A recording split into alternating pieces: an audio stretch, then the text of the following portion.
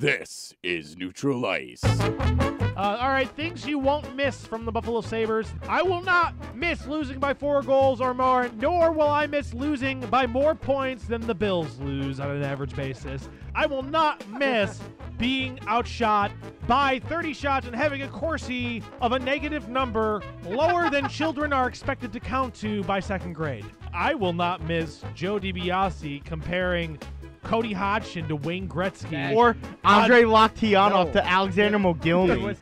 In a different context, in a different situation, Joe was doing shots of water / sleep deprived, and it was not a good time. All right. That's not true. Buffalo's best hockey show every Monday night. I will not miss having to play this almost every week. The Tank Report. Yes. All right, we need to make. I want a tank banner in the arena.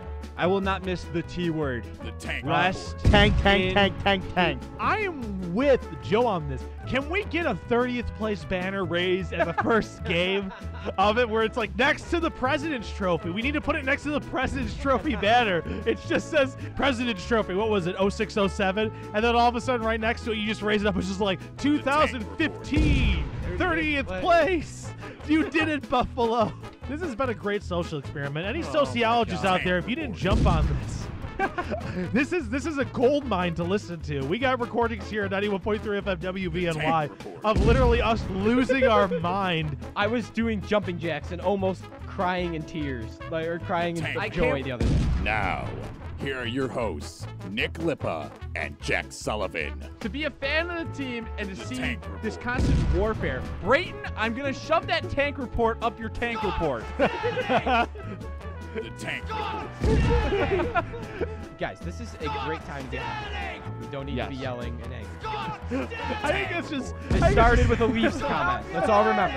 On Buffalo's original alternative, 91.3 FM, WBNY. Let's remember, this started with a Leafs joke. You're listening to Neutral Ice on 91.3 FM WBNY, Buffalo's original alternative since 1982. I am Joe DiBiase, joined in studio by Brayton Wilson, Frank Arcuri, and Derek Kramer. It's a very slow time hockey-wise right now. Hello, everyone. But we make it work. We make it happen. We'll try. We'll try to make it happen. Not even try, because we are the best hockey talk show in Buffalo. So we've been told. True. Yes. Well, we've won many awards. We've got to believe it. Awards that we gave ourselves and each other. Yes. I gave myself a nice blue We sticker. tell each other. I wow on gave it. myself a nice little small the mini back. tank banner. Oh, I want a big one. Congratulations. Well, Well, thank you, Brayton. hockey-wise, it's a very slow time. Sabres haven't really done anything in a few weeks now, right? No, they've done. Yeah, they've done enough. There's nothing they really can do other than maybe there's a few free agents out there, which we will talk about later, as well as we will talk about NHL expansion bids were submitted today. A few cities applied. One surprising city that did not apply. We will get to that as well.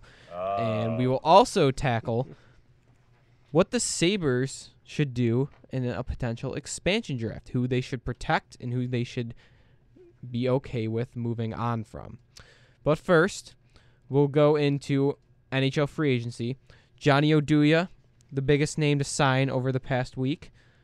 Basically, a lot of insiders felt that it was down to Buffalo and Dallas as the two teams. He reportedly turned down a 3-year, $15 million contract to come to Buffalo and accepted a 2-year, $7.5 million contract with the Stars, taking on less money to go play for Dallas. Should this be seen as an insult by Sabres fans and the Sabres organization? Brayton, or let's start with Frank today. No, I don't. Why? Because that's... Is Dallas that much better of a situation to you than the Sabres are? It feels like it, yes, because they have an established team, and Oduya does help their defense a little bit, which they needed more than which they do need it more, and that's just massive overpayment. If Buffalo gives a $5 million for 3 years, that's not that they can't afford it. I know that they can easily afford it, but that for Johnny Oduya, honestly, that's not even worth it. Let me ask you, if they did sign him, where do you think he would have ranked in their core right now? In Buffalo's core, Yes. Probably as a 4. 4 or 5. 4 or 5, yeah. right now, I'd probably slot him in. Who's our best left-handed defenseman? Probably Georges at the moment. I'd put him right up at the top. I'd put him right up at the top with Bogosian or Ristolainen. Yeah. I'd probably put him with Ristolainen. I mean, when you talk about $5 million, it's not a ton in today's league. There's a lot of players out there that are getting $4 or $5 million. A lot of them are overpaid, but when you look at the Sabres situation, we have a lot of cap room. We don't have a lot of big players that we have to sign for another 2-3 years. But the problem also is Oduya's age. I know that we need an experienced defenseman, but how old is Oduya? Like 33, 34? I believe he's 33. Yeah, we don't really need that age of a defenseman. The kind of defenseman we need right now, Oduya's 33. Like right around 30 probably would be the oldest I'd want to go, because we want to build a defense that's going to be here for a few years. It's going to be established. Do you see anyone out there that potentially fits that mold? Right now, probably the best one I can think of is Cody Franzen. Okay. And the Sabres were reportedly pursuing Cody Franzen. So there's that.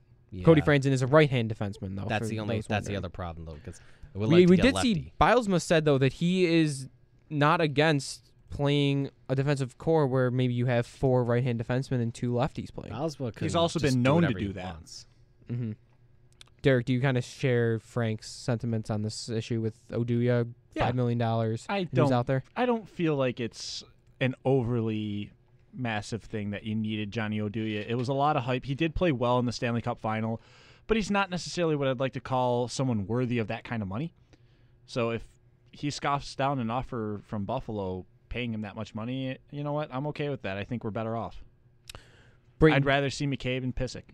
Yeah, I agree. Yeah. Brayton, let me ask you, do you see Dallas as one step above Buffalo right now as a situation for free agents? Yeah. Oh, yeah. Oh, I mean, Dallas is on paper a much better team than Buffalo right now. No question. Their offensive weapons that they have, really good. Their defense, they've upgraded immensely this offseason. The only question mark still is goaltending. They did acquire Antti Niemi and sign him to a new contract, which was pretty pricey for probably a backup, because I think Kari Lehtinen is going to go into the season as the starter. Between the two, they have $11 million invested in their goaltenders. Yeah, that's too much. NHL. That is too much. Way too much. Maybe after this year they find one guy who's going to be the starter, then they trade the other one. But, no, Dallas is on paper right now way light years better than the Buffalo Sabres at this point. They're kind of built similar, but I feel they're years beyond the Sabres. They, like, at this moment, if the Sabres had a weakness, you would probably say it's either on D or in goal. Dallas is kind of the same way, where their strength is up front. They've just added Patrick Sharp. Their second line is going to consist of Jason Spezza, Patrick Sharp, and some other forward. Probably Alashomsky. Their top forwards, I mean, they just acquired Patrick Sharp. They have Jason Spezza. They have Tyler Seguin. They have Jamie Benn already. And then you got guys like Valery Nichushkin, who's bound to have a breakout year this year. Yeah. Antoine Roussel, who's been good. They got guys in the system like Jason Dickinson, who might be ready to play. Brett Ritchie. Especially. Absolutely. Radic Faxa. Radic Faxa. Yeah. Highlight, and then they got Cody Eakin on the roster. Cody Eakin, yep. He's good third-line center for them. And then their defense, you look at their defense, they've still got Alex Goligoski, who is their second oldest defenseman, which is pretty insane. They got John Klingberg, who arguably was a very good rookie last year, could have been in the running for the Rookie of the Year. They got Johnny Oduya now. They even have Jason Demers, who's been a pretty consistent defender. They've got Julius Honka in Texas, who's going to be a really good defenseman in the NHL. And then they've also got Jyrki Jokapaka, who they just re-signed to a new 2-year deal. He came on last year, played pretty well for them. But again, their question isn't goaltending. But the thing is that the Stars have way more offensive firepower than the Sabres. I mean, they've got 4 or 5 guys maybe that are pretty good, and Buffalo's got Kane and O'Reilly and everybody else after that. Maybe Ennis you can throw in there, but everybody else after that sort of unproven or yet to be proven. Correct. Yeah, they have established Same. players. What I just said was probably meant the same thing, but what I meant was that these guys have been in the NHL for a little bit of time. They've got the potential, but they haven't proven it yet. And then you got somebody like Jack Eichel or Sam Reinhart, who has had very little to no experience in the NHL, who are, hopefully going to be right up there. So Sagan and Ben had a combined 164 points last season. Sabres don't have a combination that's even half of that, I bet. Not yet. So, and the Stars GM, Jim Nill, compared Jamie Benn and Sagan to the Tays and Kane. That's a good comparison. That's a really good comparison. So, I mean, Dallas could definitely have, with Ben leading the league in points last year. Sagan's a top-line center. No question about that. If Sagan didn't get hurt last year, he could have led the league in goals. Oh, yeah. Yeah. Oh, yeah. Tyler Sagan was bound to be the Art Ross Trophy winner for the most points in the NHL. And then Dmitry he got hurt. ended it. Yeah. So I think Sabre fans should do here is not take Oduya's slighting of Buffalo as an insult, but rather of him seeing a lot of value in going to Dallas and not wanting to pass that up. Yeah, screw you, Oduya. Moving on. There's two. I would say there's two still really decent defensemen out there in free agency that I want to talk about. Okay. Cody Franzen, who the Okay. Sabres have reportedly been pursuing, and Christian Ehrhoff. Mm-hmm. I want to start with Ehrhoff. And I think I'm going to get the same answer. Let's make this clear. Ehrhoff is eligible to be re-signed by the Buffalo Sabres because in the CBA with the compliance buyout rules, if you buy out a player, you cannot re-sign them that same year you buy them out. The year after you buy them out, you can re-sign them. I had a couple of people question that and say, wait, Christian Ehrhoff can't be re-signed by the Sabres? And it's just like, no, he can be re-signed by the Sabres now. He's had a year since he was bought out. The Sabres could re-sign him if they wish. Okay. So, stemming off that, Mm-hmm. is there a potential scenario where Christian Ehrhoff could come back to the Buffalo Sabres? Or are the bridges they're burned out? It's never going to happen. I think if Christian Ehrhoff wants to come back to Buffalo, wants a job where he's going to get paid, Buffalo, if that's the only offer, and where the Sabres are right now might be better than where he was in the 2013-2014 season when they got Sam Reinhart. Yeah. I think that would be a better option for Christian Ehrhoff if he came back on just a one-year deal. I mean, his agent has already made it clear he's only signing a one-year deal at this point, and then seeing where it goes. I did write a little article on Better Live Than Dead Sports that addressed the defense situation because I looked at the best defensemen that are left-handed defensemen out there because they traded Nikita Zadorov. That's a huge hole that is left now by the Sabres. And I looked at some of the options. And with the way Jake McCabe played at development camp, he played really well. He was probably the best defenseman at camp. I think there's no question. Best skater. Oh, yeah. I think he was one of the best skaters there, too. I think McCabe will have a very good chance to make the opening night roster right out of development camp. Yep. But again, it's just how is he going to transition from performing at development camp to the NHL level? He's played in the NHL, 9 games now? 9 games. Yeah, exactly.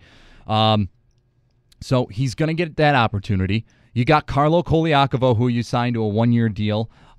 He's a nice 32-year-old. Yeah, absolutely. His Corsi rating is was the best out of the Flyers. Yeah. And it was a plus 90. Which is Flyers don't have the greatest he only defensemen. played 33 games with Philadelphia, but he had the best Corsi in 33 games, and the next best player was Luke Schenn with a plus 16 in 58 games. Yeah. Then you also have Matt Donovan. Matt Donovan, yep. I don't think he's going to be in the NHL right away. I He's bet going to he start in the plays AHL. in the NHL this oh year, yeah, but, he'll like, probably get probably recalled play, yeah. once or twice. He'll be that guy that just comes up from Rochester to fill in for injuries. Yeah, if not McCabe is the first call up, then Matt Donovan would probably be number 2, and then Bobby Sanguinetti would probably be number 3 because Rochester's defense is just kind of at this point. Jerome Gauthier Leduc, anyone? Yeah, Leduc. Don't get me started. Just on stop. that. That's only if the defense becomes the Penguins last year, where they get injury riddled and they collapse. Or the Sabres from 06. Yes. God. Yeah. Don't remind Brian's me of side. that. Don't remind me of that. Jeff Here's Wilson. a name. Here's a name that I brought up in my article that probably a lot of people are going to be like, no thanks. Don't even think about it. What about bringing back Andre Mazzaros? because he did start off to a really bad start. He struggled He was the mightily tank commander in the first half of the year, first 3 quarters of the year. But the last 20 games of the year, he rebounded really nicely. I honestly think he earned himself an NHL contract absolutely. with that play. He hasn't but he signed anything hasn't yet. Been signed. He's probably going to, at this point, he probably, if he doesn't get signed, he'll probably get an NHL camp invite. Like a pro tryout. And then if he doesn't get invited, then he'll probably go back to Europe and play. But, I mean, he came alive in the last 20 games of the year. I thought he earned himself a contract with a different team. Oh, yeah, absolutely. But, I mean, it's an option for the Sabres. I mean, if It is. Tim Murray really There are worse options out there. Oh, there's plenty of worse options out there. See Ehrhoff Christian. I mean, Mazzaros, it's funny because I was looking at the Corsi stats for the Sabres. Andre Mazzaros was a minus 379 in 5-on-5 Corsi. That is not even close to the worst.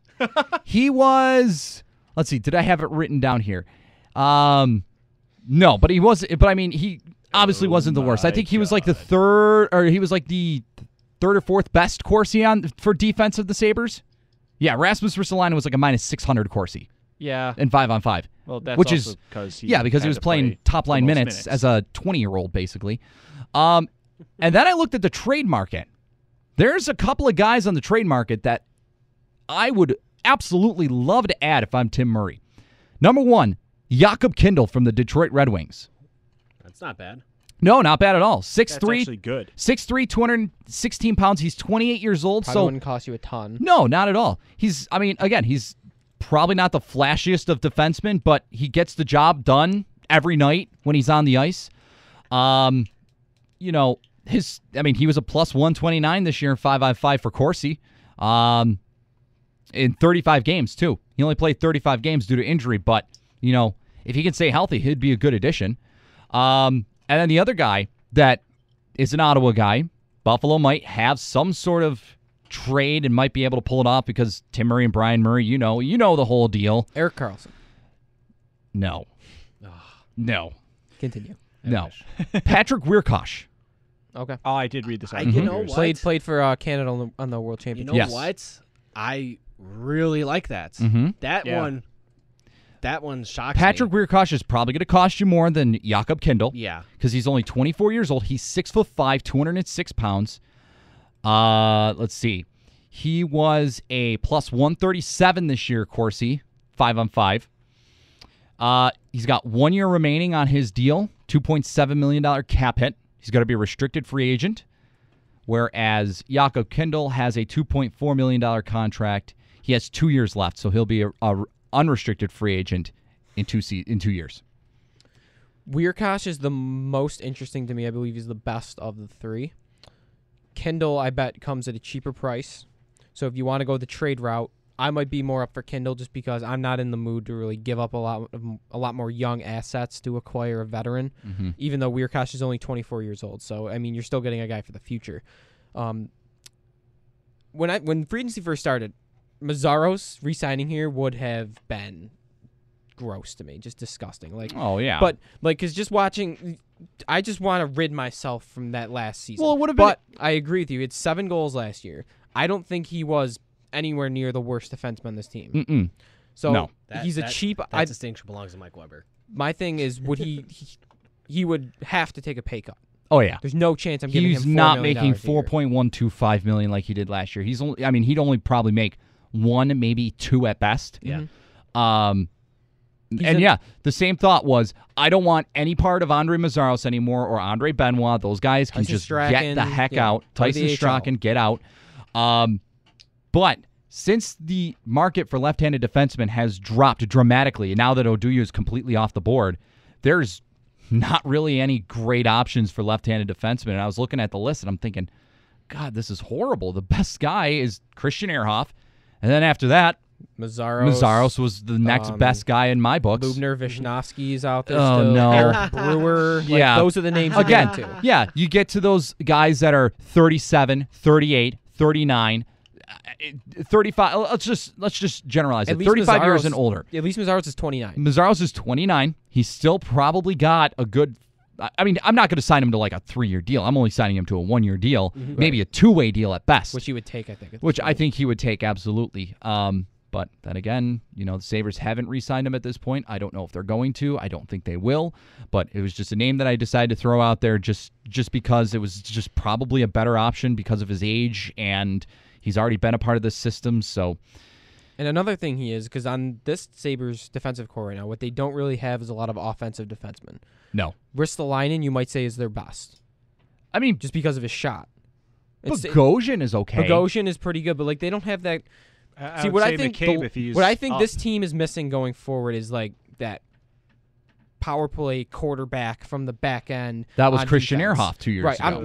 I'm not saying in any way that Andre Mazzaros could be that, but like for the interim, yes. But yeah, that's what I'm saying. For the interim, if they're gonna go out and get a veteran defenseman to play on the left side, I would rather it be an offensive defenseman than some like Eric Brewer, like that type of player. Yeah, no, and that's why I brought up Christian Ehrhoff, just because he's a quarterback on the power play. He will pass the puck, he will shoot the puck, he'll do just about anything you want on the power play. He loves to control the pace of play on the power play, and that's just Christian Ehrhoff's game. And I think that if the Sabres decided to bring him back for one more year, see what he can do, I'm okay with it, as long as he wants to be here, of course. If he doesn't want to be here, then don't even try.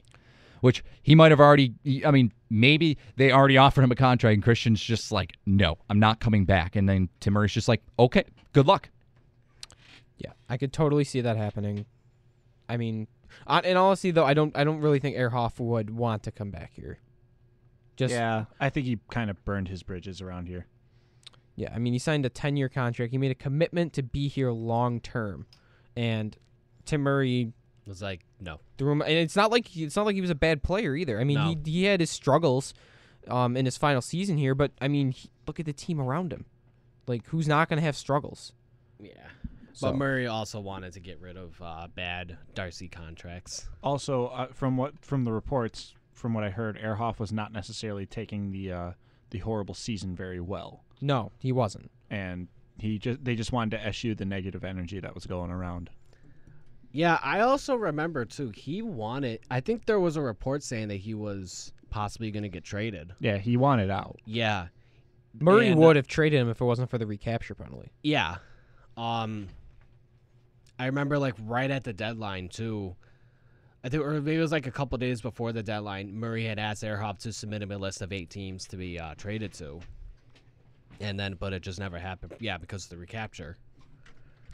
And to this point, Ehrhoff, the leader for him seems to be Columbus, is the team that's most interested in him. Mm-hmm. He's met with them multiple times, it says now. So I would expect that he goes to a place like that that's right on the cusp of winning. Yeah, a little closer than Buffalo. Yeah. Yeah. I don't like there's a lot of the teams out there that are contenders, like LA, Chicago, those teams they don't have the cap room. So a lot of the teams that he might have the best chance of winning a Stanley Cup can't really afford him probably. So I think he could potentially come back here. I really think it would be like his plan, like C or something. Like there's a bunch of teams I think he would rather go to. All right. Let's move on to expansion. Ooh. Deadline was this afternoon for cities. 5 o'clock this afternoon. 5 o'clock. Yes. To submit a bid for an NHL expansion team. Las Vegas, Quebec City applied, as we expected. Seattle does not, which is a shock by many. There was a lot of bids or a lot of plans for them to have they officially said no, or have they not yet? They just haven't submitted a bid. Okay, that's there's now this is what I'm reading, that it's not that an NHL team in Seattle is dead. Like, that idea is not dead, but right. Yeah, I mean, it's not promising when you say there was a deadline today. Was it? And 2 cities applied and you didn't. Was it Craig Custance' report that you're reading right now? Greg Wyshynski. Okay. Because I saw a tweet from Craig Custance asking if Seattle did submit, and Seattle did not say if they did or not. They just said that we're not going to comment on that, but we're staying in touch with the NHL. But, Yeah, it only says reports say that Seattle is not. So, and the Score in Canada reported that the Seattle group is still pursuing an arena despite not making a bid for NHL franchise. So they would still probably want an NHL team, but they it want still a seems team like they- that NBA first arena deal is kind of not going away. Mm-mm. Yeah. No, I mean, go ahead. You know, I don't know. I just think that with the Quebec group and Las Vegas group putting in their bids, I really wish Seattle or even Portland would have submitted, just because that they're going to just have to realign again. We haven't been able to think about playoffs around here with this new realignment, and we might never get the chance to. Right, and it's just ridiculous in the first place how they have two teams. I mean, they have two more teams in the East than they do two teams in the West. Like, why? I mean, it's not fair for the East. No, exactly. It would have been better just to have 15 on each side, and then if you have to realign again, like they're probably going to have to do here, you just do it again. But, Quebec's probably going to get a team. I think obviously they're probably going to get a team with a new arena. And they have the interest. Yes. Las And Vegas market. is building their new arena right now. They have the interest. They will probably get a new team as well. Especially since they're out west. And especially if they're the only two, then I think there's no doubt about it. It's just the Board of Governors have to vote approval for the expansion teams to actually happen, which who knows if it will, but I think it will, because obviously Quebec has the interest and Las Vegas has the interest there, and I think that they'll get approval, no problem. They tested very well with they had a the ticket NHL. drive. So that means you're going to have to probably realign again. You're gonna obviously have to send one team from the East back to the West. It's probably going to be Detroit. It makes sense. Poor Detroit, but that's life. And I mean, we hardly knew you as a division. But then rival. here's the thing. The NHL is going to have to realign the Atlantic Division, because they're probably going to want to put Quebec with teams like Montreal, Boston, Buffalo, Toronto. I'm fine with that. It's I'm insane that absolutely Florida fine with and that. Tampa Bay in our fantastic. division anyway. Yeah, it's Put those completely two in the other insane. one and- You probably would. Let's see. You put. You'd take out Detroit. you'd take out Detroit and you'd take out Tampa Bay and Florida. You put Quebec in there as the new team. Then you put probably Columbus. put Columbus or Pittsburgh. in our division. Yeah. Columbus or They Pittsburgh. would probably. I would The say NHL Columbus makes more sense. Yeah, but Columbus makes more sense. geographically at least. Yes. I mean, yeah. And NHL wise, they're always thinking business. And I doubt they would want to split up. They got Crosby and Ovechkin in the same division right now. Mm-hmm. I mean, you'd think they'd want to keep that. I mean, yeah, they would want to. And then add Stamkos to that. So there's a lot of division rivalry right now that I doubt that they would want to mess with. So Yeah, I don't know. Somehow I also feel like they're just gonna. They could. There's also a simpler route too. They can go with that. It feels like just put Detroit back in the West and just insert Quebec in their spots. But Detroit, remember, was pressing for years David to be wanting moved to the East. to get back to the East. That's the thing. They would not accept very lightly going back to the West. Yeah. Which is why I wonder if it might be easier to convince Columbus to go back to the West. Just because, Maybe. I mean, I feel like Detroit. But was geographically, pressing that so doesn't long. make sense. A lot of things NHL geographically don't make I sense. know. A lot of I mean, things they Gary have Bettman does Florida doesn't make a lot of and sense. Tampa Bay Yeah, I in know. our division. I know. Like, how does that make any sense? Yeah. Like, Gary Bettman. Because Bettman. because of Batman. And then even if you look at See, it from a see, things like this kind of also make me feel like that Quebec may not even get an expansion team, where the NHL may be forced to relocate a team. No, I think if Quebec wants a team, they have the arena, they have the market, and there's no one else that wants it, then I think they get it. Well, yeah, I'm just more. So your viewpoint is like, say Seattle comes in later and they want a team now, that the NHL would put more preference into putting a team there. I just feel like that the NHL just shouldn't expand. They don't need 32 teams. I kind of agree with you. Okay. I sort of just realigned the Eastern Conference, and I think this is what would fit, irregardless of what you guys think. I'm just Commissioner Brayton. Commissioner me, yes. Brayton. Okay. I've got in the Atlantic Division Quebec, Buffalo, Boston, Montreal, Toronto, Ottawa, Pittsburgh, Columbus. Geographically, it all fits there. And you Did know you they just would doodle put, this up in like 2 minutes? Yes, and I you did. know they would put Quebec and Montreal in the same division. Yes. So no chance they would there, put you'd this have obvious. to. It's Yes. like one of the best rivalries that just got broken apart. And even the rivalry between teams like Quebec and Boston and Quebec and Buffalo were pretty good too. Toronto even. Toronto, yeah. Then Ottawa. And then in the Metropolitan, you have the New York Rangers, New York Islanders, Tampa Bay, Florida, Carolina, Philadelphia, Washington, New Jersey. Not bad. Who am I missing here? Detroit? Yeah, Detroit goes back to the West. Okay. And you had Columbus and Buffalo's division. Yes. Columbus and Buffalo's division, Pittsburgh and Buffalo's division. Because then you'd have to even it all out. I like it. Wait, Wait, I'm sorry. You had Pittsburgh and Buffalo's division too? Pittsburgh and Buffalo's division, 8-8. Okay. 8-8. Oh, Okay. it's fine. It's absolutely fine. I didn't do the West yet. I haven't gotten to the West, need but to. The West I'm would be doodling it pretty. up right now. Well, hang but on. I can help you out with this then. I would say you'd go Detroit going back to the hang on. Well, Detroit would go back to the Central. Detroit would go back to the And Central. Vegas then you put, would go to you the put Vegas Pacific. in the Pacific. Done. Yep. And then those divisions stay relatively intact. And those are your divisions. Look at that. Neutral ice. New divisions. Boom. Another thing that comes with expansion too. There's always an expansion draft when teams come into the league, which means the Sabres in particular could lose some players. So we will talk about who the Sabres should protect and who they should be okay with giving up in a potential expansion draft when we come back here on Neutral Ice on 91.3 FM WBNY.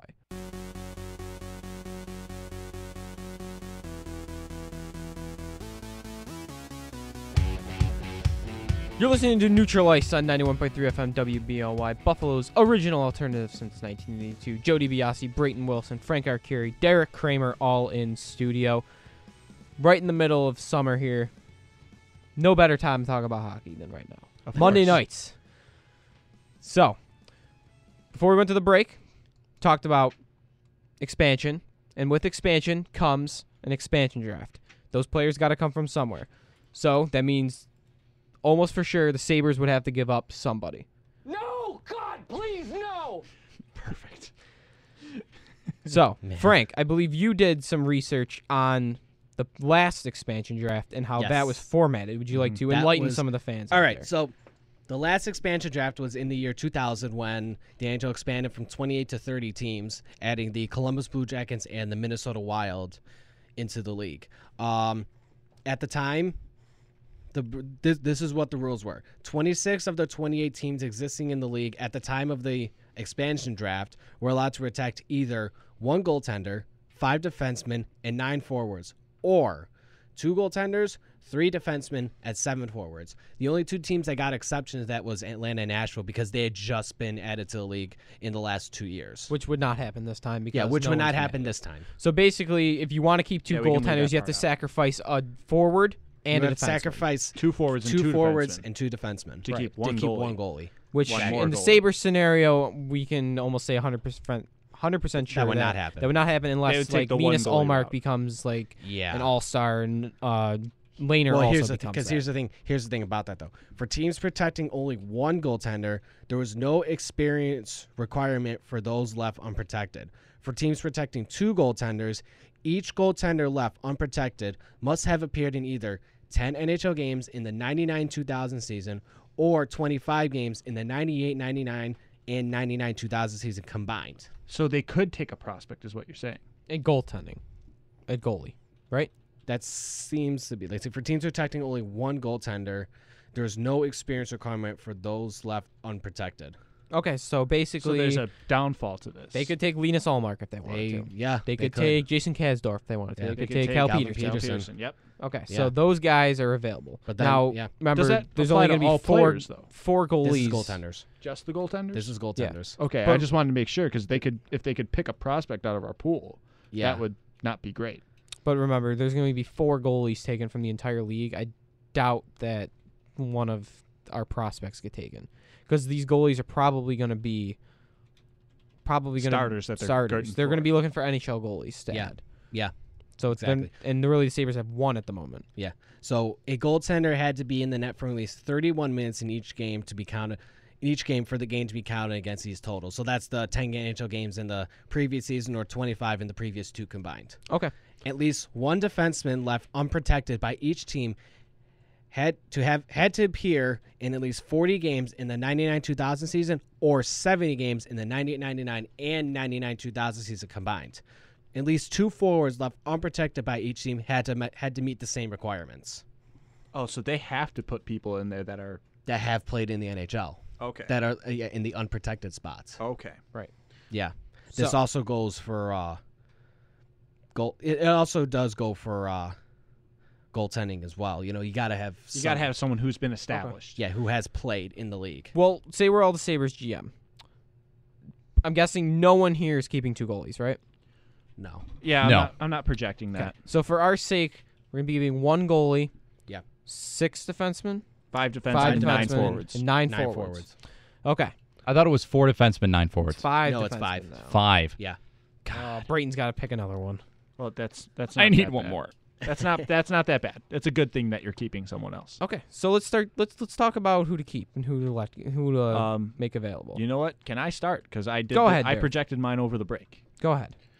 All right. So obviously you're 1 goalie. This is going to be pretty unanimous around Robin the room. Lehner. It's Yeah. Robin Lehner. Especially with what we paid for him, it's going to be Lehner. Your 5 defensemen, Ristolainen, obviously. Let's just say this is as of today, by the way. Yeah, as of today, Ristolainen. I would keep McCabe. I would keep Pesic, Bogosian, and Georges in that order of importance. And then for the 9 forwards, if I'm able to do this, I'm keeping Ennis, O'Reilly, Kane, Girgensons, Reinhart, Eichel, Larson, McGinn, and Foligno.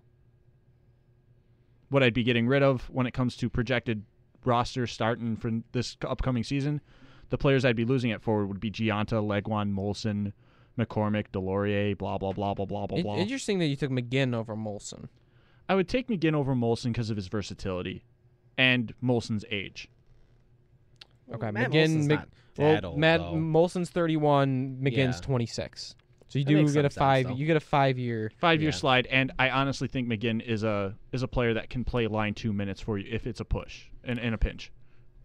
Okay, he's a line. To me, he's a line 3 player, but he absolutely is capable of playing line 2. Let's He did set in a Colorado. parameter here for this. Let's just say that this is, these moves are for the future. Like when these players, let's keep the current rosters that we have right now because we have no idea who the Sabres are going to bring in or who they're going to re-sign or anything like that because contracts could expire and whatever. So let's just project that it's this roster and these prospects and everything 2 years down the road when the time comes to expand and offer these players or preserve these players.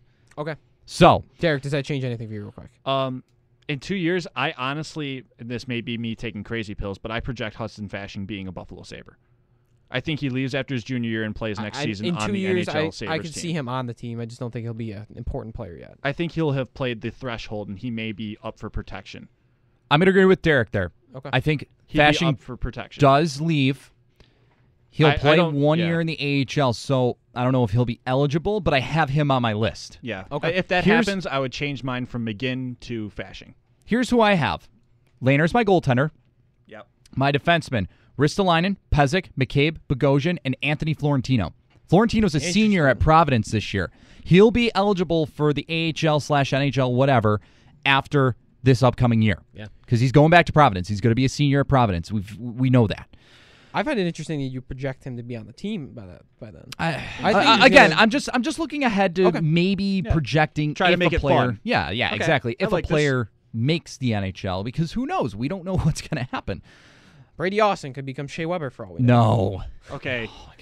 no, go. Now he's not. you're It's a No. joke. Okay, forwards: Evander Kane, Ryan O'Reilly, Jack Eichel, Sam Reinhart, Tyler Ennis, Zemgus Girgensons, Justin Bailey, Nick Ooh. Baptiste, Ooh. and Hudson Fasching. A lot of young guys. And again, we don't know who the Sabres are going to bring in. That could change That's obviously true. within People 2 can years. emerge.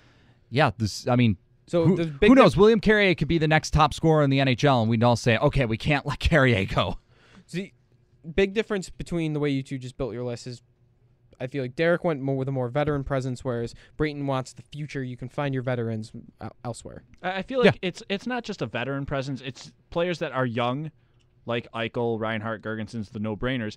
But I feel like a guy like Johan Larsson is going to be a valuable asset moving forward when it comes to versatility. But again, he's on a 1-year deal. This is his year to really prove himself. I think he will. But if he doesn't, he's probably not going to be the third-line center. He's probably going to be the fourth-line center. Well, because he would have to unseat Gergensen, Reinhardt, or Eichel Mm-hmm. for the future, and that's very Or unlikely. Ryan O'Reilly. And that's not happening. But we've seen Larson also play on the wing. Yes, we have. So Yeah. he might be that versatile monkey wrench. But sort of thing. I covered this too with I wrote another article at Better Live Than Dead Sports on the left wing depth that we have. You got Jamie McGinn, who's going to be your third line left winger. I think there's no question about that. Remember, his contract expires. Second line left winger is Matt Molson. Top line left winger Evander Kane. No doubt. Fourth line left wing is going to be a toss-up between Marcus Foligno, Nick Delorier, and I didn't write Johan Larsson, but you can throw Johan Larsson's name into that fold. The only way that, if Larsson plays is if he's centering the fourth line, he's got maybe Marcus Foligno on his left wing, and then Nick Delorier shifts to defense, but I don't think he's going back to the defense. Tim Murray acquired him to be a forward on this team. He's been a forward on this team. He only played one game on defense last year. That was because somebody got hurt during a game, so they said, "Oh, we need another defender." Okay, Nick, go out, go play defense. Okay, Bogosian coach. got hurt, I think. I think it was Bogosian. I think I remember that game. I was at that game. I think we were both at that game. Yeah. McCabe was playing. Yes. Which game? Yes. We were both up the press box. I can't remember what game that was, but Bogosian was there. Or McCabe was there, Bogosian, or somebody got hurt, and Delorier ended up playing defense for the rest of the game, and they played with one less forward. But, I mean, Nick Delorier is going to be a forward on this team. I don't see him transitioning back to defense. He's a perfect, no way. He's a perfect fourth-line winger. Oh, yeah. Perfect fourth He can liner. score a little bit, not a ton, but Mhm. enough to be in the NHL. He's not John Scott. And I believe this year his deal is a one-way deal. He had one of those deals that he signed last year where his first year was two-way, this year was one-way. Do we know if Larson's new contract One is way. one-way? One way. $800,000 one way. And then That was according to the report that Sweden Foligno's posted. is one way, and Foligno's is one way. yeah, McGinn's of course. McGinn is one way, of course. Yeah. Legwand's in this picture this year. Yeah.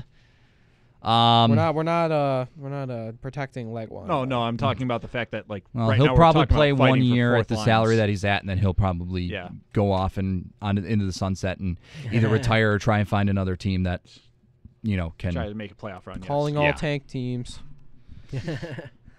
Yeah. Okay. So, for my list, I want the obvious. For my defense, I'll start with, you get my 5, Zach Bogosian, Rasmus Ristolainen, Mark Pysyk, Jake McCabe, and then there's a little bit of a toss-up to me. I really think Chad Verwiedel is going to be a decent NHL defenseman. And at this point, I don't see a lot of other depth at this point. George's contract will be expiring in 2 years. He's not a guy I'm going to want to re-sign, I think, when he's 34, 35 years old. He's already injury-prone at this point in his career. Don't think he's going to last that much longer.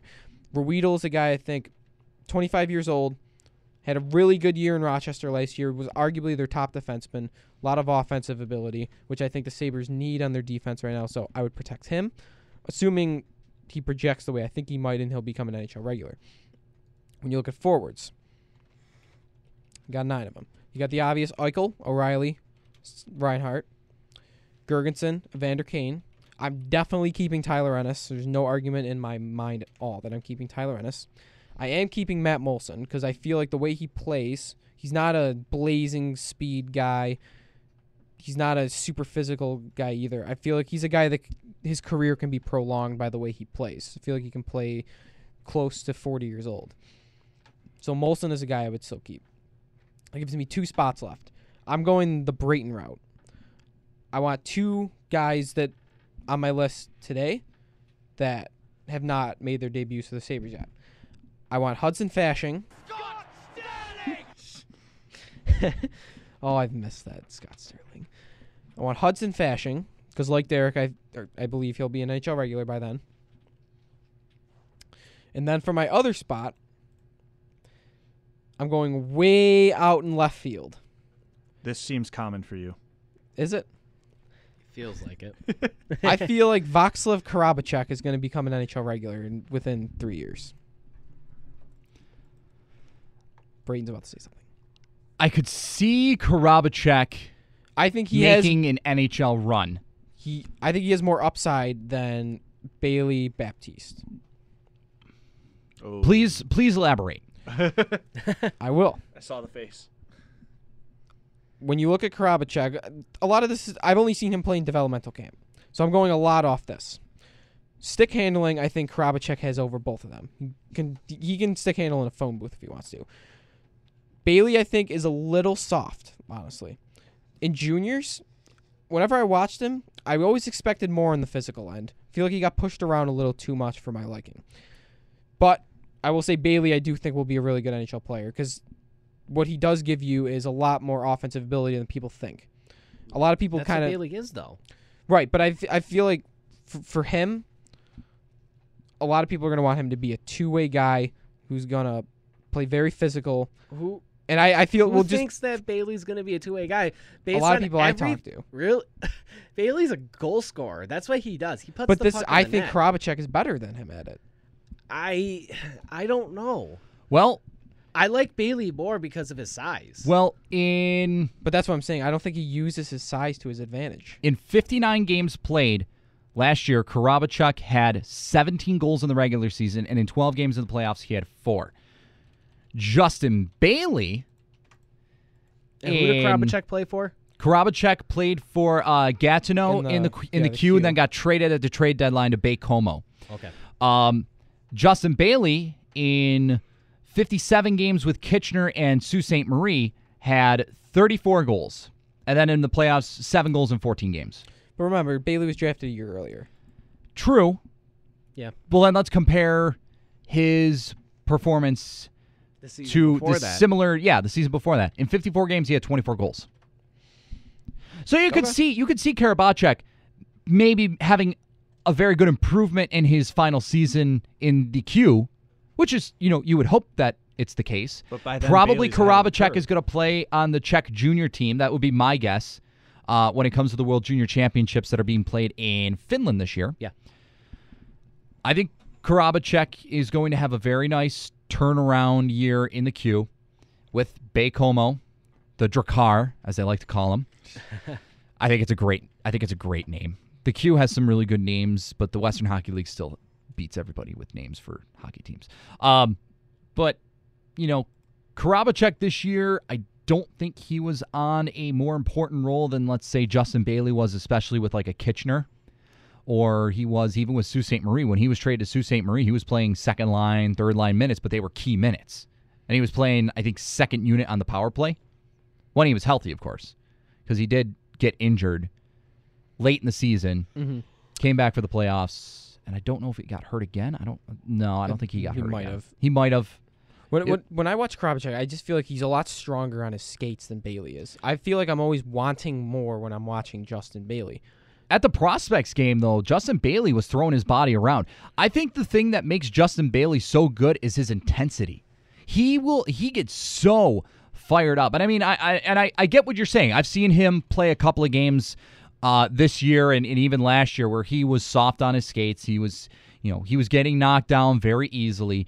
But then again, you've seen some of the best players in the NHL have those type of games. I mean, look at Zdeno Chara, 6'8" and 250 pounds, something like that. I don't remember. I don't keep track of Zdeno Chara.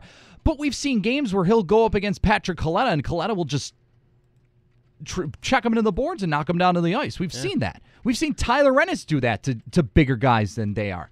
Some guys that are big, they don't expect it sometimes. Not to say that they're soft on their feet or anything like that, but some people just have bad games on with skating and being strong on their feet. I don't take too much into that because Justin Bailey, man, I don't remember who he hit in the Prospects games in the first period, but I mean it was his first or second shift. Wasn't it who did I can't remember. I can't remember who he hit neither. Yeah. I'd have to look back in my series of tweets. But I see your tweet. I see your tweet there, Joe. I see your tweet there. It's not like we're not agreeing with you. It's just a very bold prediction. It's a very bold prediction. Yeah, absolutely. I just feel like watching him, I'm very impressed. I think he's a swifter skater than Justin Bailey. Justin Bailey's more of the power skater. It's just I'm also very drawn to guys that are very crafty and very creative with the way they play and make. Karabacek has that That's over why Justin Bailey. That's why I like Tyler Ennis so much, and that's why I think Karabacek has that. Karabacek. We got to figure out how to pronounce his name. Yeah. Well, maybe when he's in Buffalo next time, we'll ask him. How do you pronounce your last name? Karabacek, Karabacek, Kabarabacek. We'll have to find out. Yeah, exactly. Babaracek? But Karabacek can play either left wing or right wing, so that's another. I mean, that's a nice versatile winger that you got. Justin Bailey can go right wing to center. That's a real nice adjustment. Nick Baptiste has played some left wing. He's normally a right winger. That's Buffalo's got some really nice winger and versatile wingers that can play any position. Yeah. I mean, Nick Baptiste was playing left wing with Dylan Strome and Nick Betts in Erie. When he got traded there, he played left wing and played left wing the entire year. I don't think he started one game as a right winger in his time in Erie.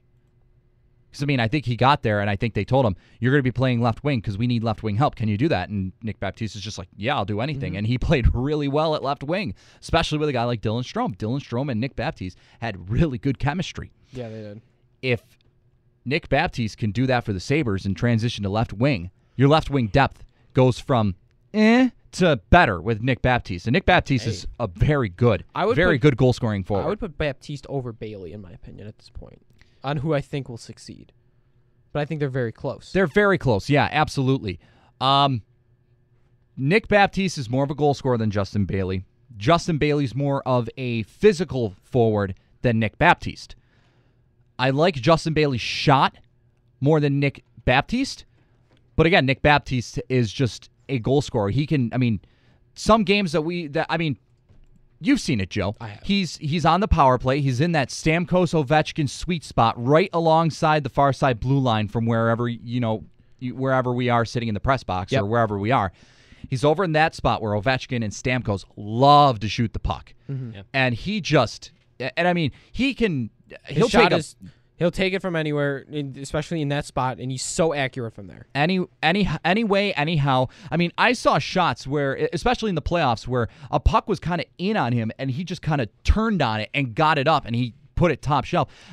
If it's set up to him perfectly, he's going to have a good shot. Even if the pass is a little bit inside to him, he can still let it go. He's got some real nice wrists that can elevate the puck and, soft hands.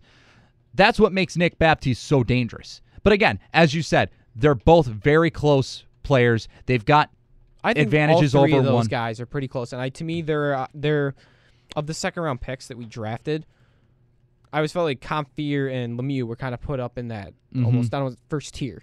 Like those were the top guys that we got in the second round. They were also the first drafted, but then you look at those middle guys. Hurley is just because he's so young, he's going to take longer. And he's, a sophomore coming up this year? Sophomore at Notre Dame. Yep. So he's still got a few more years before he even cracks the AHL. Yeah. So he's still going to take a long time. Baptiste and Bailey are ready to go right into Rochester, and then Karabacek probably next year.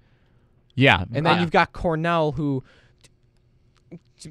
I thought had a really good shot in development camp. He surprised me with how good his shot was. I feel like he scored or hit the post a lot. But he didn't do enough to really sway me. And to me, anyway. his skating is bad. Yeah, he's not a great skater. He's got a lot of improvement to do. Karabacek is a better skater than Bailey or Baptiste. Right, and Baptiste, Bailey, and Karabacek to me all stood out in their own way. Mm-hmm. Oh yeah, absolutely. Absolutely. I completely agree 100%. They just stood out in their own way, and you can't really say which one was players. better. It just kind of depends on what type of player you like. If you like a guy who's just going to rip the shot from the side and he's going to score all the time because his shot is dead on accurate, Nick Baptiste is your guy. And he's 6'1". It's not like he's some small guy either. He's got decent size. And then Bailey's your guy. He's 6'3". Yeah, Bailey's got the size. I just think he needs to get more physical. His size creates so much space. He uses his body to create space for himself, and that's what makes him so dangerous. Is because especially when he's on the power play, he just he can fight off a body and get to an open area, and that gives him plenty of room to shoot the puck, and that's what made him such a valuable asset at the trade deadline for the OHL. That's why Sault Ste. Marie got him, and even in Sault Ste. Marie, he played very well. So Loaded team, too. Oh, yeah. And he had a point a game in the playoffs. Yeah. 14 points, 14 games. Mhm. Okay. He was a point-in-game player in the entire season. Mm-hmm. Yep. And then Yeah. Nick What he Baptiste. can do. Nick Baptiste in the playoffs for Erie had was, 23 points in dangerous. 19 games. Yeah. But again, he was He playing. had that one He was playing with 4-goal McDavid. game, He I was think. playing- that Yep, was just- against Sault Ste. Marie. That was Game 4. Yeah. Game 4. And Baptiste was playing on a line with Strome, but he was also playing on the power play with guys like McDavid, Dermott, Yep. Strome, DeBrincat. Yeah, guys. Well, DeBrincat was on the second unit. Oh, yeah. DeBrincat was on the second. He was playing with Remy Ellie, the Dallas Stars prospect. Yeah. I mean, guys that know how to get everybody the puck. I mean, that top power play unit was. Baptiste had a lot of benefits. with Erie's him. power play was the best power play in the OHL throughout the entire season and the playoffs. Big surprise. Their top power play unit was probably a decent NHL power play unit. I mean, honestly, you could probably put that power play unit on the Sabres and it would be better than any unit they could have put on the ice that year. Yeah, no, I mean, Nick Baptiste on that power play unit was just absolutely killer. He was so good. Mm-hmm. Well, you've heard my list. Frank, you've yet to hear who you would protect. I'm going the more Brayton route where I'm going more 2 years down the line of who I think's gonna be on the team and who we should be protecting. Obviously, I'm going Eichel, Reinhart, Gergensons, O'Reilly, Kane, Ennis, 7 forwards, and then I'm going Nick Baptiste, and then I'm going more left field with my last one. I'm going Tim Schaller. Oh my gosh! I think he's underrated. Oh, I think he's underrated for sure. He Yeah. showed some NHL potential in the AHL this yeah, year. he did, and I thought he played pretty well in his 18 games with the But Sabres. he's not going to be better. I don't think he's going to be any better than the third line center. And I'm fine with that. He's that's the way he I plays. see your point. But how is he going to play center on this team? Well, someone's moving No, away. I don't want it. You can. Oh. I agree with you. Tim Schaller is underrated. I think we should keep a guy like him, especially if it's a couple years Over down the line. Larson. I feel Schaller's will be a much better center. I feel like if Larson. If only you could see Joe's reaction in here. But I'm a big fan of Larson, so I just have not. I like Larson too. I really like him. I just haven't seen him prove himself yet, and that's why he has to do this year. If Larson can prove himself this year, I could put him right now over Schaller, but Larson has to prove himself first. It's a bold strategy. And Schaller's gonna get a major opportunity in Rochester this season, because likelihood if Reinhart's not in Rochester, Schaller's gonna be the first line center there. No, I think so. Who else would be your center? If it's not Reinhardt, who is it? No, Reinhardt's definitely not going to be in Rochester. No, I think he's going to be in Buffalo. Yeah. Exactly. So then who? Isn't Veroni play center? Veroni plays. He can play center. He can I play think wing. Veroni's better than Schaller. Veroni or Cal O'Reilly. Cal O'Reilly played phenomenal in Utica this year. He was phenomenal in Utica. I didn't see anything, but from what I've heard from other people around, the hockey universe on Twitter, he had 10 goals and 51 assists, so 61 points and 76. He was very good. Cal O'Reilly would probably be the only guy. Maybe Veroni, but I think Veroni. I see him. I might want to keep Veroni over Schaller. I feel like we have what Schaller gives you already. Veroni's more of that offensive player that can play on the wing, I think. I'm not really sure about Veroni. Same age, 24 years old. Schaller's a little bit bigger. That's the thing. Like when it comes to the centers too. I like big centers. I like the centers being at least like 6'2". Yeah, but we've got those already. You can never have enough. You I can never guess. have enough. Imagine if Schaller, future-wise, is your fourth-line center with your top 3 centers being, let's say O'Reilly's the one that moves to wing in the future, your top 3 centers being Eichel, Reinhart, Gergensons, and then Schaller. That is... Can you name a team with the center core in the NHL bigger than that? Because when it comes I could make it even bigger and up you one with Justin Kea. Kia. Kia? Is it Kea or Kia? Kia. Okay. Does Kia I mean, can 6'4" Kia be in the NHL though?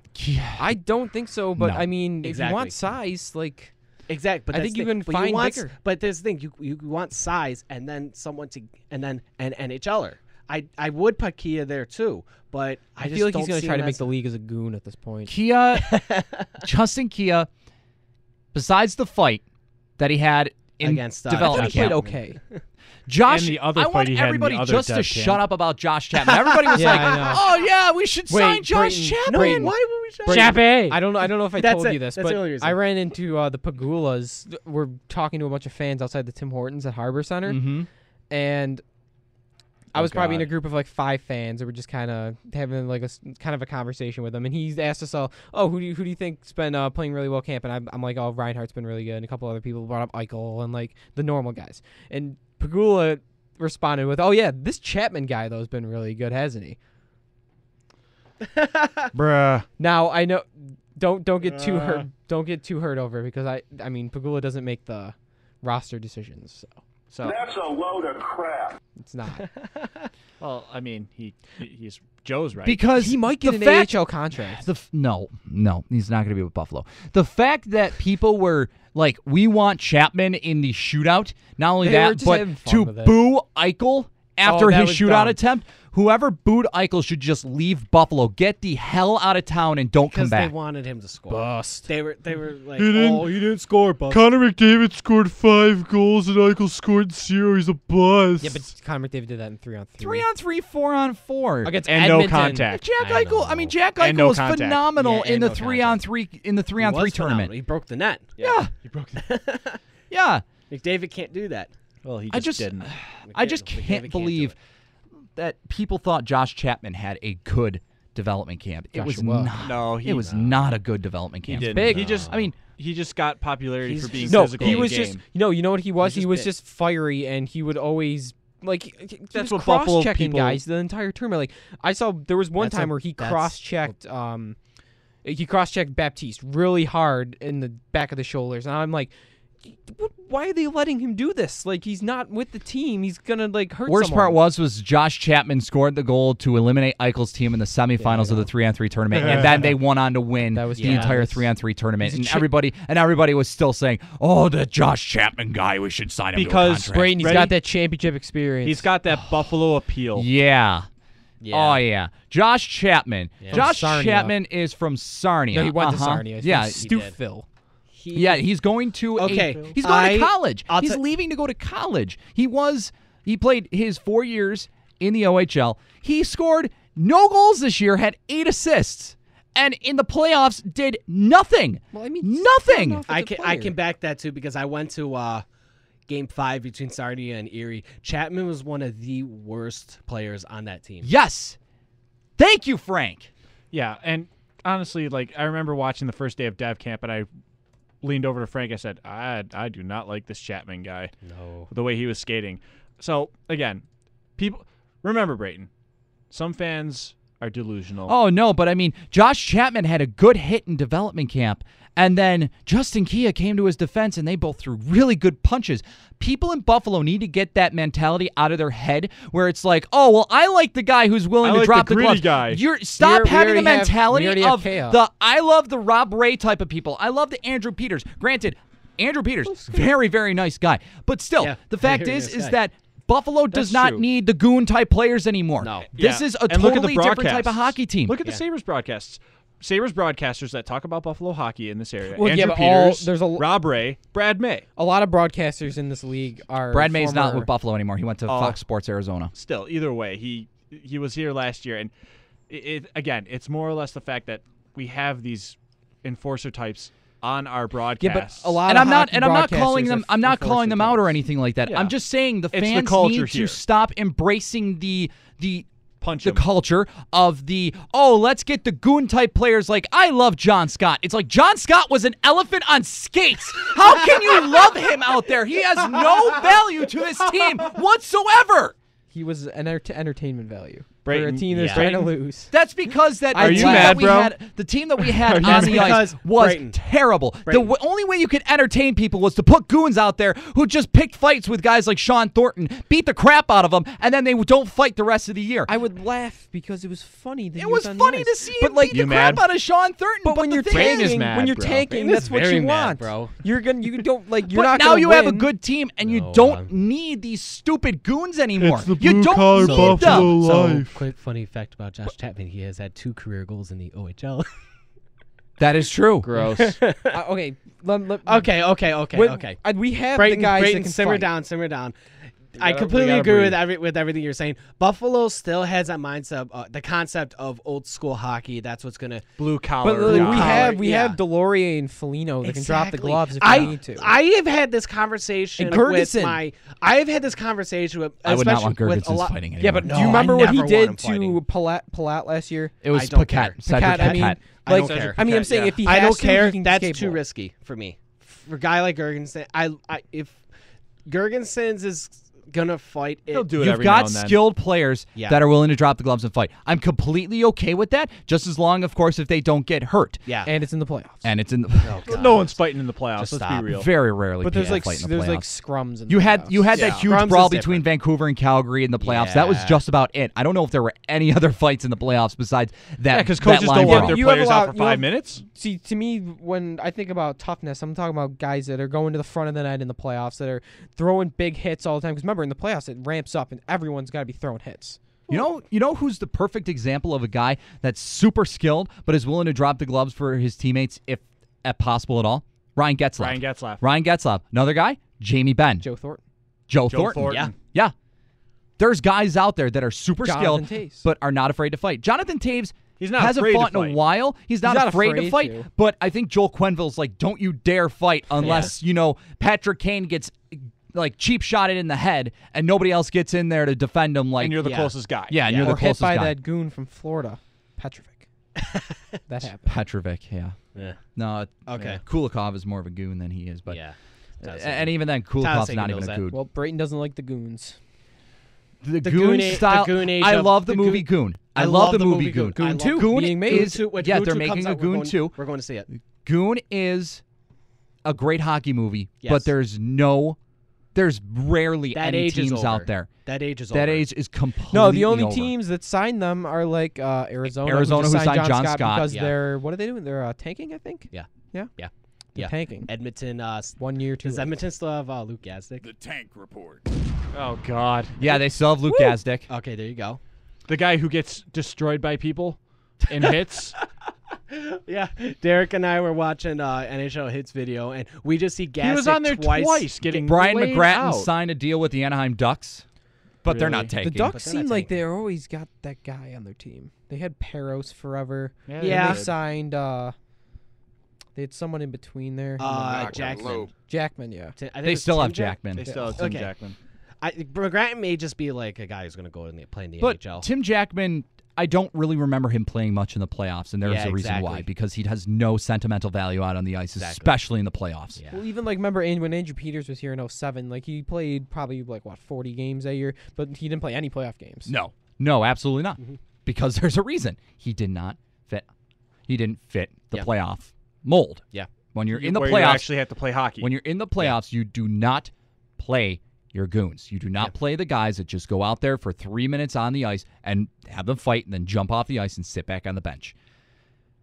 The one guy, I mean, the one trade that happened this offseason that I just laughed my butt off was with Brandon Pruss and Zach Cassian. Because those are two guys that they say like, oh, well, they've got some really nice presence on the ice, but they are not afraid to fight. It's like, no. Brandon Pruss is an idiot. He's a complete moron when he's on the ice, especially against Tampa Bay, because all he wants to do is go after Ben Bishop. That's all he wanted to do in that entire series this past year was Hold on. was Yeah. grab Ben Absolutely. Bishop behind the net or knock him down to the ice. And, Brandon Pruss is just a complete moron. I could care less if he ever comes back into the NHL. Zach Cassian, I'm just Real completely- quick, my roller hockey team calls me Brandon Pruss. Does that make me an idiot? no, but I don't play like I've him. never seen you play hockey, so I can't. I don't play like Joe. I don't play like Brandon Yeah, Prost. I was gonna say how. Maybe you look like Brandon Prost. I think that's it. Is that a good thing? I don't think that's a good thing either. Well, I'd rather look like him than play like him. That is also Okay, I'll true. give you that. But That- guys, I just noticed something when we were talking Brandon Prost. He got traded to Vancouver, right? And Lucic Yes. got traded to LA. Yeah. We get to see that again. What? Prost versus Lucic. Lucic, which will probably never happen. It's Yeah. It's there. I was- they're in I the was- same How many division. times has that happened? I think unless remember when Prost remember Lucic basically threatened death on. Yes, No, that was that's right. In the Weiss. playoffs. Yeah. No, it was Dale And Weiss. Yeah, it was Dale Weiss. Weiss and Dale Alexi Wrong Yemlin. guy. Wrong And guy. Yemlin. Unless, and no, the only Yemlin. way we'll see Prost Lucic is if Prost is gonna knock down quick. Or if Prost is just going to go after any goaltender and just be a complete idiot Or on the Prost ice. Yeah. just continues to do Prost things. Exactly. So back to my protect and defense. Oh yeah, we kind of jumped off the ship a little Man. bit. Yeah, because I mentioned Tim Schaller.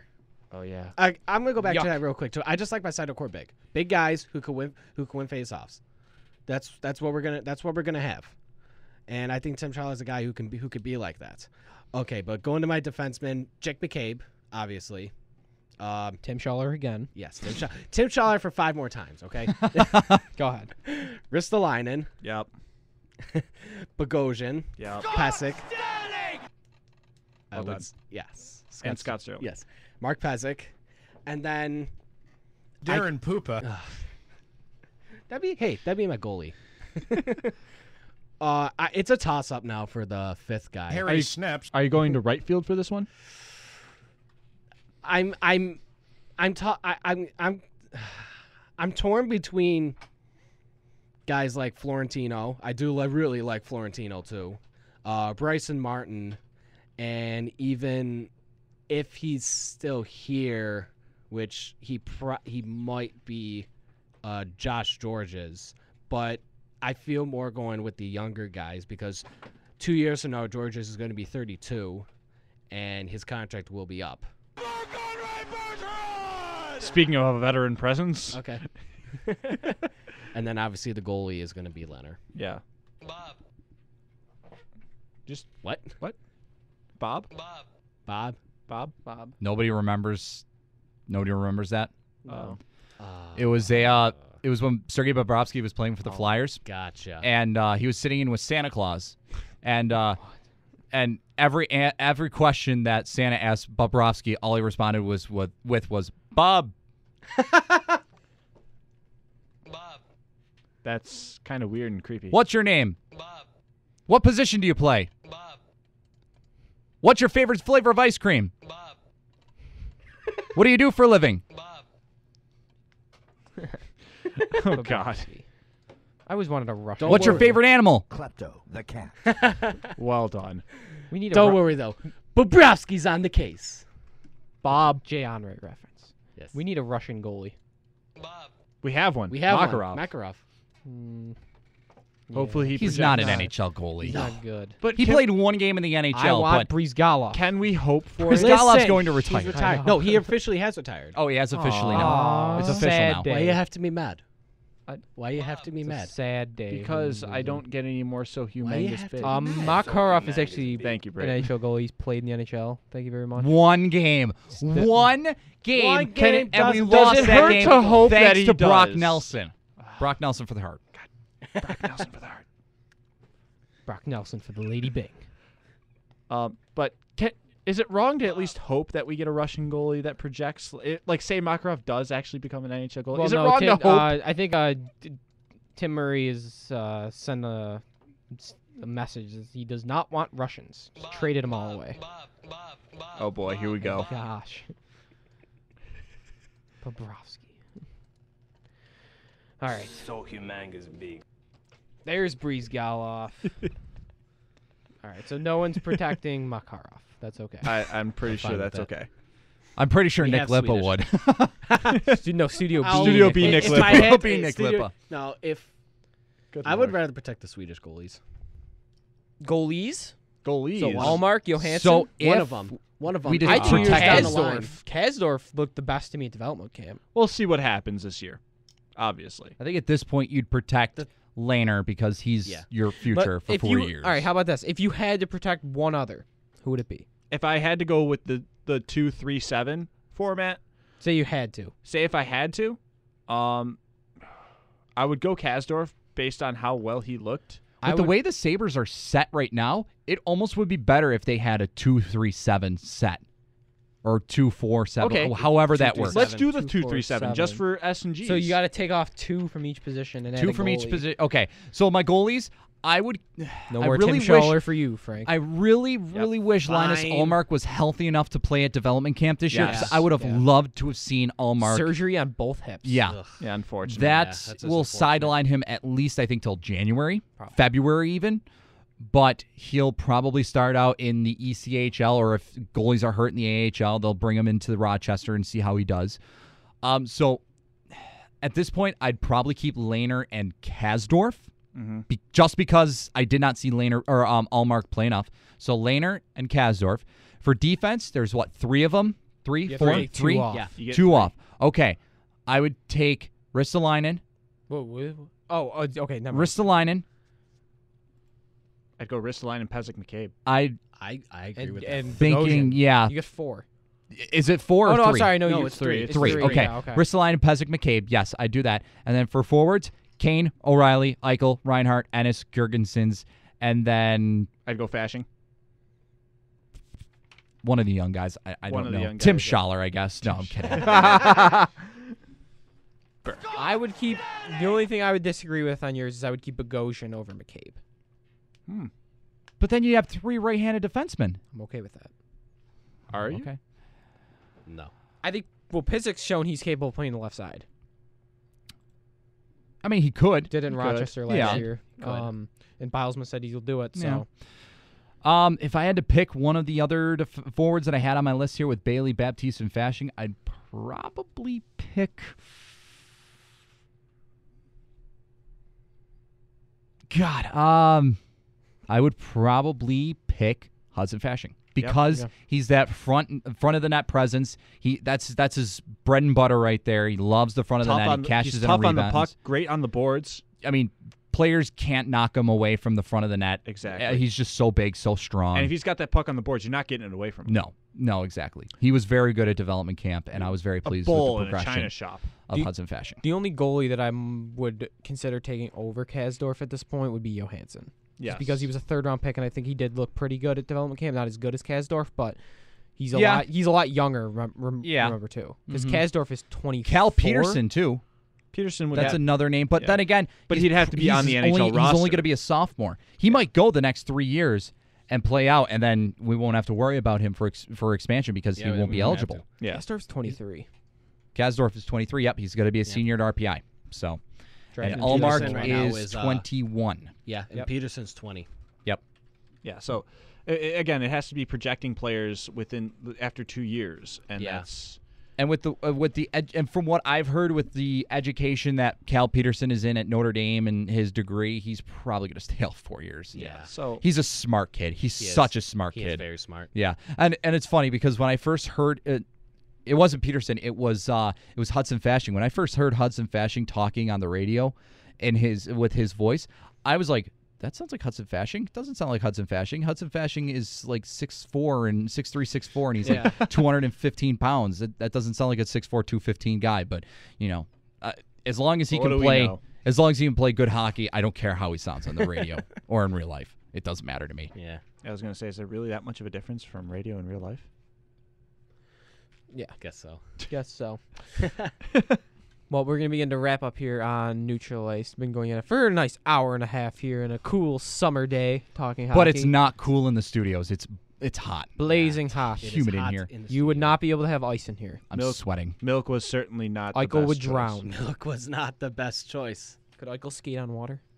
Maybe. Yes. We'll never find It's out. Eichel. It's Eichel. He could. Hard to believe. 91.3 FM WBNY, Buffalo's original alternative since 1982. You've been listening to Neutral Ice. Check out our blog on neutralice.sportsblog.com. We'll be posting the Something.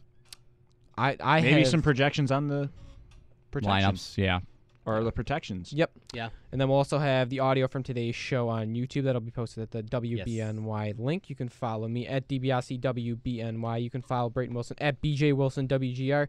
Frank R. Curie is at Frank R. Curie. Yes. And Derek Kramer is at Derek Kramer 49. Did I get everything right? Yes, Neutral Ice is on Twitter as Yep. well, at Neutral Ice WBNY. Yes. And if we reach 1,000 followers by the end of the night, we will Retweet everyone. retweet. We will send gotta be love something to bigger than that. everyone.